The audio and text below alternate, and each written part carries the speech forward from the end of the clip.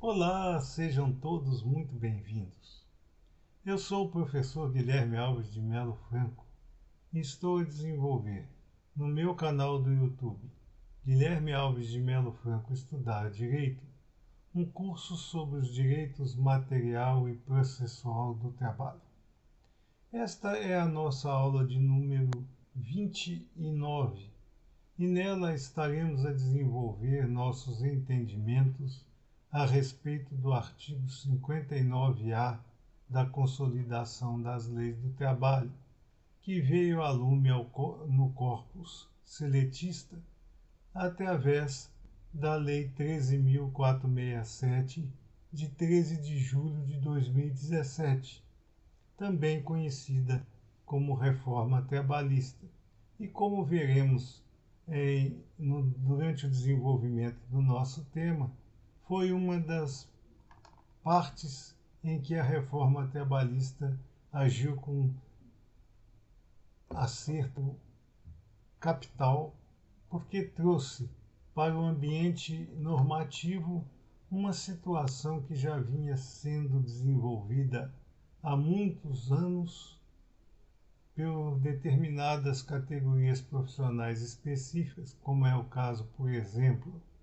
dos trabalhadores nos hospitais e daqueles vigilantes que se agitam para as empresas tomadoras de serviço ao longo de todos esses tempos em que a jornada de trabalho estabelecida pela Constituição da República Federativa do Brasil, de no máximo 8 horas, serviu como esteio para todas as jornadas. E, portanto, havia grande discussão doutrinária sobre a validade ou não da adoção desta jornada de trabalho de 12 horas de serviço por 36 de descanso, que normalmente vinha atrelada às convenções e aos acordos coletivos de trabalho, que, em tese, só estariam subsumidos ao texto constitucional, podendo melhorá-lo de forma tranquila, apenas e tão somente não podendo excluir ou diminuir os direitos ali previstos. Portanto, esta jornada de 12 horas de trabalho por 36 de descanso, ela funcionou durante longos anos, apenas e tão somente adstrita às tratativas plurais de trabalho. Agora, com a adição deste artigo 59-A ao corpus da consolidação das leis do trabalho pela reforma trabalhista, ela passou a ter um cunho mais geral e poderá, em tese, ser adotada por todas as categorias profissionais indistintamente, desde que haja algumas situações necessárias para a sua validez. Diz o artigo 59-A da Consolidação das Leis do Trabalho que, em exceção à jornada de trabalho de 8 horas diárias, poderá o empregador e o empregado entabularem um regime de turnos de revezamento sob a égide de 12 horas ininterruptas de trabalho por 36 de descanso sequente. Esta situação ela pode ser efetivada a partir da vigência da Lei 13.467, de 13 de julho de 2017, que se deu no dia 13 de novembro do mesmo ano de 2017, que haja a composição deste turno ininterrupto de trabalho, além daquela jornada máxima de 6 horas, que está prevista pelo artigo 7º da Constituição da República Federativa do Brasil, como sendo a jornada máxima nesse tipo de agitação profissional compensada. Alguns nuances devem ser analisados por nós, principalmente naquilo em que reclama a ação do artigo 59A da Consolidação das Leis do Trabalho sobre os ambientes trabalhistas que adotarem esse tipo de jornada. A primeira delas diz respeito a uma discussão muito grande que existia tanto na doutrina quanto na jurisprudência, e as vozes dissonantes eram comuns e corriqueiras, que era justamente a respeito do hiato interjornada para descanso e alimentação, ou seja, o intervalo que é necessário destinar ao trabalhador em jornadas acima das 6 horas, como é o caso do turno de revezamento de 12 horas de trabalho por 36 de descanso. A grande celeuma residia no seguinte: a ação do intervalo interjornada para descanso e alimentação, ela seria utilizada dentro das 12 horas de trabalho, ou ela estaria colocada à margem dessas 12 horas de trabalho e, portanto, o trabalhador ficaria adstrito ao ambiente laboral por 13 horas ininterruptas. Havia duas grandes correntes a respeito desta situação. Uma que entendia que sim, que o intervalo estava alijado das 12 horas de trabalho,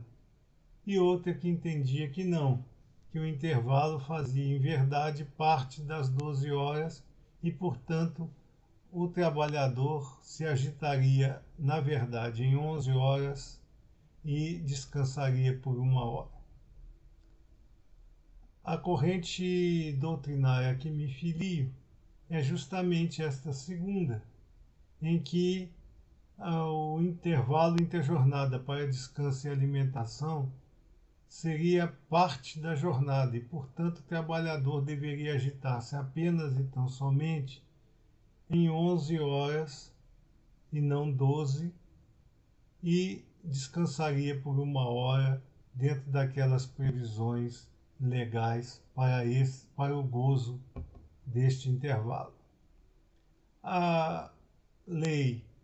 13.467, de 13 de julho de 2017, quando adicionou ao texto seletista o artigo 59A, espancou qualquer dúvida a esse respeito, já que ela determinou, justamente como o nosso entendimento se fazia presente, de que, na verdade, o intervalo interjornada para descanso e alimentação estaria adicionado à jornada das 12 horas e, portanto, o trabalhador deveria agitar-se por 11 e descansar 1 hora. Uma consideração importante a ser feita nesse sentido é com relação àquelas atividades profissionais que são desenvolvidas em ambientes fora da urbanidade, portanto, em locais isolados, onde o trabalhador não teria como deixar o seu ambiente de trabalho, muitas vezes adstrito a um pedaço pequeno de terreno e que não estaria perto de mais nada dentro do sistema urbano. Por exemplo, vamos dar o exemplo técnico fácil, aqueles trabalhadores vigilantes que trabalham nas antenas de captação e distribuição de sinais de celulares, onde existe apenas e tão somente uma guarita em que ele se agita ao lado da antena e, quando vai dispor do seu intervalo para descanso e alimentação, ele não tem para onde ir. essas antenas ficam em locais, muitas vezes em locais isolados de tudo, e portanto o trabalhador não tem como deixar primeiro o seu ambiente de trabalho, porque ele é o único vigilante do setor na hora em que ele está se agitando. E, portanto, ele não pode abandonar o posto de trabalho porque deixaria em risco aqueles materiais ali que estão sob sua guarda. Então não haveria como ele cumprir o intervalo interjornada para descanso e alimentação. Outra situação também que acontece com certa frequência é como deixar, por exemplo, o ambiente de trabalho, nesse mesmo exemplo que nós estamos a dar do vigilante que trabalha na guarda das antenas de distribuição de sinal de celulares, se acontecer uma invasão durante o seu intervalo para descanso e alimentação, como eu faria? Ele não atenderia àquela invasão com sua ação contrária, ou porque estava em cumprimento do seu descanso, ele deixaria para lá, ou ele deixava o seu descanso e ia repelir a invasão. Portanto, essas situações implicariam em dizer que o trabalhador não teria condições de cumprir a hora determinada por lei para o seu descanso e alimentação. E nem mesmo para a alimentação, porque poderia acontecer o evento justamente naquele instante em que ele se encontrava alimentando-se. Ele teria que parar de se alimentar para repelir a invasão ao patrimônio que estava sendo protegido por ele. Mesma coisa a gente pode dizer com relação aos médicos e enfermeiros que se agitam em determinados setores dos hospitais. A hipótese é a seguinte: está o médico ou o enfermeiro ou atendente de enfermagem cumprindo o seu intervalo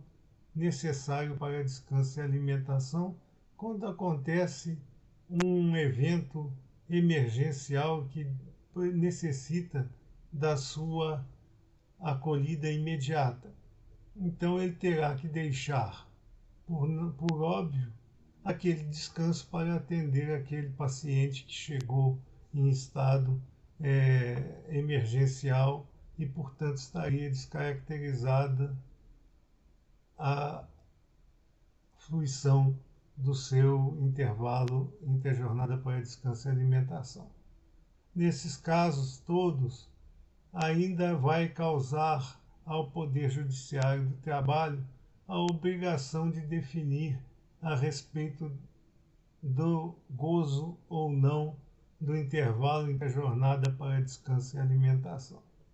Outra coisa que veio a ser definida pelo artigo 59A da Consolidação do Trabalho e que sempre causou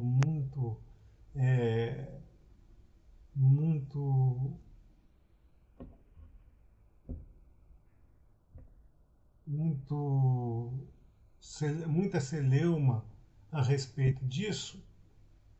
é a questão necessária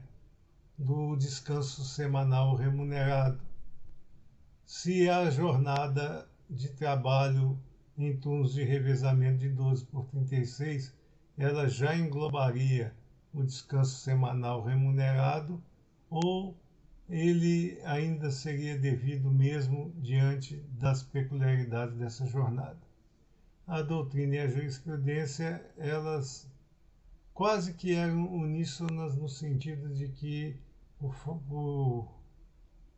por participação em intervalos de 36 horas de descanso, o repouso semanal remunerado já estaria incluído nas 12 por 36 horas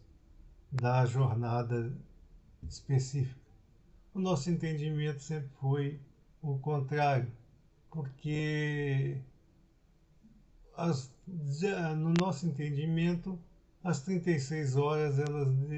eram devidas em face da jornada de 12 horas extenuante,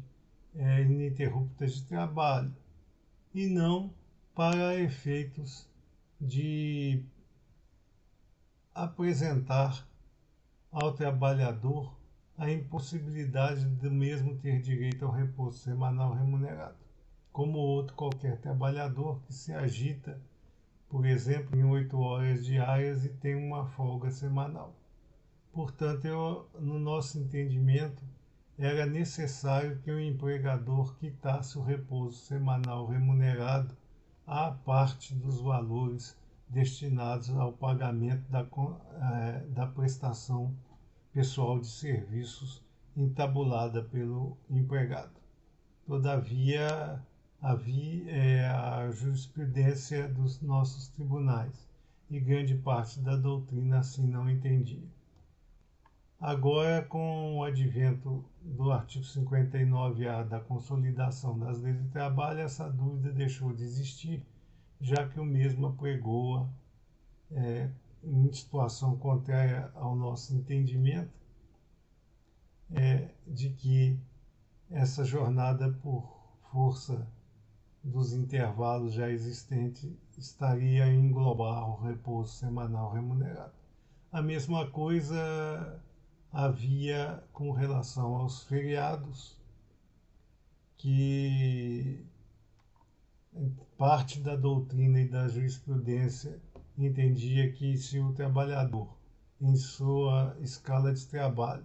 se agitasse em dia considerado feriado civil ou religioso na forma das leis federais, estaduais e municipais,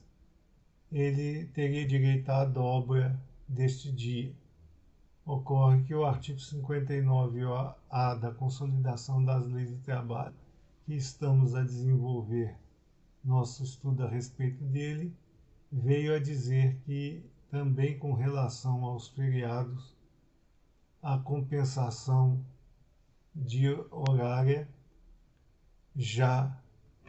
compensava o labor nesses dias. Portanto, não terá mais direito, a partir do advento da Lei 13.467, de 13 de julho de 2017, o trabalhador a perceber a dobra, nem com relação ao repouso semanal remunerado e nem aos feriados existentes durante a sua agitação profissional nesse tipo de turno de revezamento. Estas eram as considerações que nós deveríamos deixar feitas para vocês a respeito deste artigo 59-A da Consolidação das Leis do Trabalho, e aproveitamos a oportunidade para agradecer a frequência de todos e todas aos nossos fascículos de aula neste nosso curso de Direitos Material e Processual do Trabalho. E também aproveitamos esta oportunidade para pedir a vocês que se inscrevam no nosso canal e deixem seus likes nas nossas aulas, para que nós possamos continuar a desenvolver nossos estudos gratuitos a respeito dos temas, já que a frequência aos mesmos e também os likes nas aulas é que nos destinam espaço suficiente para manter este curso de forma gratuita. E também no sentido de que, ampliando o número de inscritos e ampliando o número daqueles que têm acesso comprovado através dos likes às nossas aulas, nós estaremos a ampliar também cada vez mais o nosso número de alunos e de estudiosos a respeito dos temas, o que nos permitirá manter este longo curso em atuação permanente. Muito obrigado a todos.